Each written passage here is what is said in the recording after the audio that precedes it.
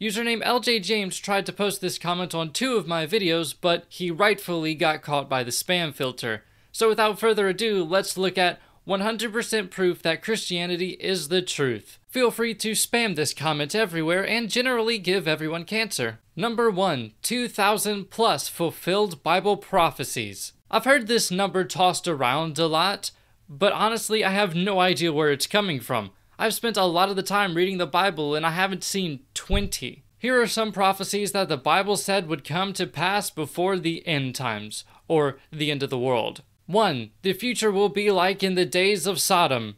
You mean natural? You mean the way every animal was ever since animals had the ability to have sex? Sure, we'll say that this is a new thing. People will deny that God created the universe and that he judged them through Noah's flood. This is exactly what we see happening. Atheists are now claiming that the universe created itself out of nothing. Atheism isn't a new thing either. Atheism can be traced back to the oldest religion in the world. In ancient India, Buddhism, Jainism, and certain sects of Hinduism gave rise that placed less emphasis on deities and sometimes just rejected them. And there were several atheist ancient Greek philosophers who lived long before Jesus did. But the rise in atheism is best explained by the end of the world coming and not by, say, education. The message of the gospel will reach all the nations. Remember that Christianity started out with only a few dozen followers. The Bible prophesying that its message will reach the world is proof of divine inspiration. An idea being incredibly popular does not prove that it is true. And Christianity didn't start out with a few dozen followers. There were several ancient Roman works that pointed out just how popular Christianity was. In fact, according to the Bible, Jesus was followed by tons of people everywhere he went. In fact, he often left areas so that he could get away from the sheer amount of people. So this would be a literal self-fulfilling prophecy. The people who wrote the Gospels lived several decades after Jesus died, so Christianity was incredibly popular from the start. So it's not unreasonable for them to think that it would become more and more popular over time. Christians will be hated and killed just because of their faith. This is exactly what we see happening today. Christians in the Middle East are being beheaded just because they believe in Jesus. It's not because they believe in Jesus, because Muslims believe in Jesus too. It's because they have a different religion. But you know who else is killed for not being a Muslim?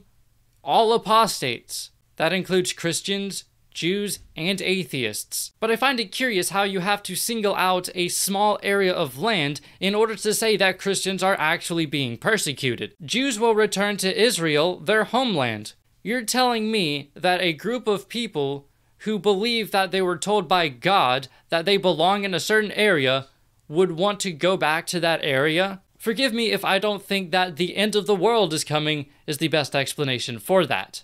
Israel will be a nation for the 3rd time. That's the same as the last one. But don't you think it's weird that it took 2,000 years for that to happen? Especially when Jesus said that these things would happen before his generation died. The future will become frightening. You're right. I am afraid of what the future holds. The world must be ending. People have always been afraid of the future. Crazy things have always been happening. But statistically, we are in the most peaceful time that we have ever been in. Blasphemy will be commonplace. Nowadays, many people use God's name as a curse word. Actually, no they don't.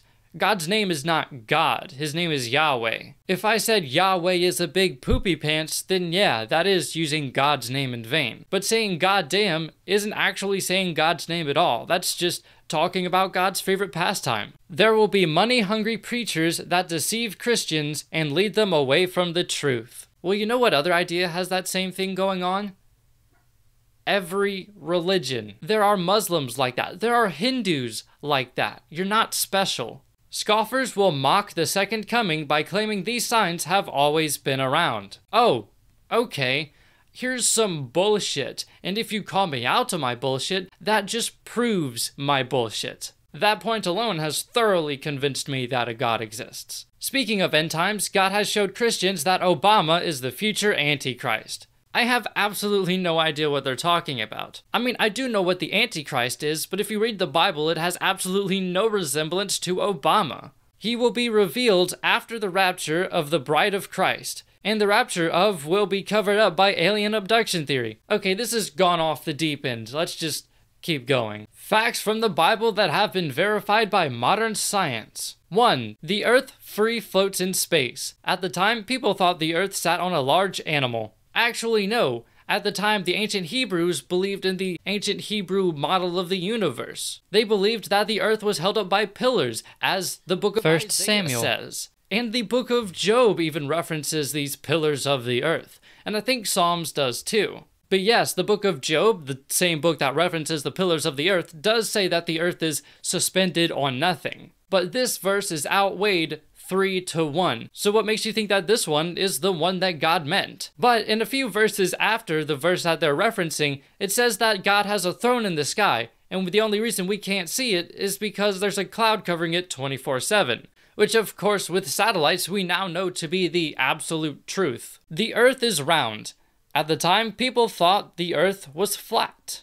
Actually, that's not what that verse says. The verse says that God sits on the circle of the earth. The earth can still be a circle if it's flat. In fact, that's what that implies, because a circle is planar. Why doesn't it say that he sits atop the ball of the earth? But there were a couple of times in the Bible when somebody went to a really tall mountain and could see literally everything in the earth. So, of course, the ancient Hebrews didn't believe in a flat earth. Blood is the source of life. Up until the 1700s, people were bled because they thought that would get rid of their sickness. They should have listened to the Bible. You completely misunderstand bloodletting. It's not that they didn't think that blood was important, it's just that they thought that illnesses were due to an imbalance of humors. But it's pretty reasonable to me to see how ancient Bronze Age people could see how blood is important. If an animal bleeds too much, it dies. It's not too hard to inference things from that. But what about the animals that don't have blood? Like sponges, or jellyfish, or worms, or insects? Women also possess the seed of life. Do we really need God to tell these people that babies come from women? The time of year, month, or day can be found through lights of the moon and sun. The fact that we create calendars based on astronomy does not mean that God exists. People have been creating calendars based on astronomy even since before Judaism existed.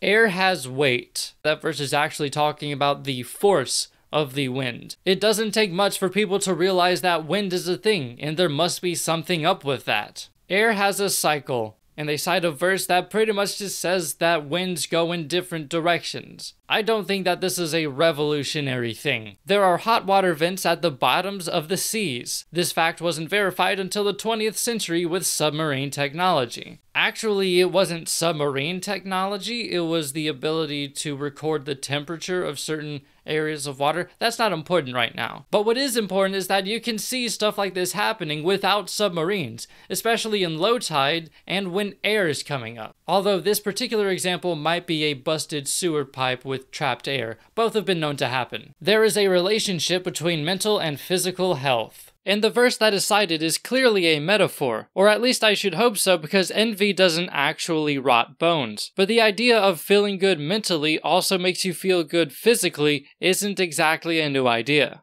Diseases can be spread through air, by contact, etc. And they cite a verse that just says that sick people should just stay out of the camp, saying that they are unclean. This isn't anything revolutionary. This doesn't demonstrate knowledge of modern medicine. In fact, these people thought that menstruating women were also unclean, as were any animal that walks around on 4 paws. Preservation of the Bible. So you're telling me that a book that was very important to many people because they believe that it came from God was preserved over the years? Don't you think these people would have had an effort to preserve these things? Do you really think that God needs to exist in order for us to have a copy of a really old book? Near-death experiences and scientific research on the afterlife.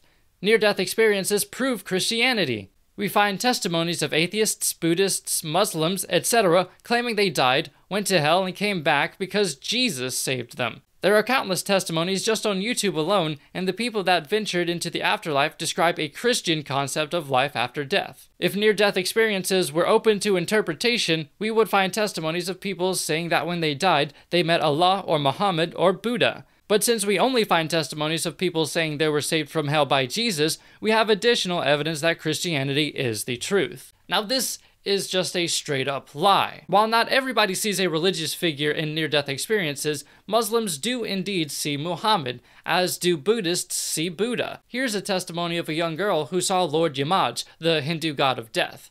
And here's a testimony of a guy who saw the same god. And there's enough research to show that this is a neurological and psychological phenomenon. Supernatural experiences / visions. You can find tons of testimonies online of Jesus appearing to people through visions. Forgive me if I don't think that crazy people hallucinating is evidence that your religion is true.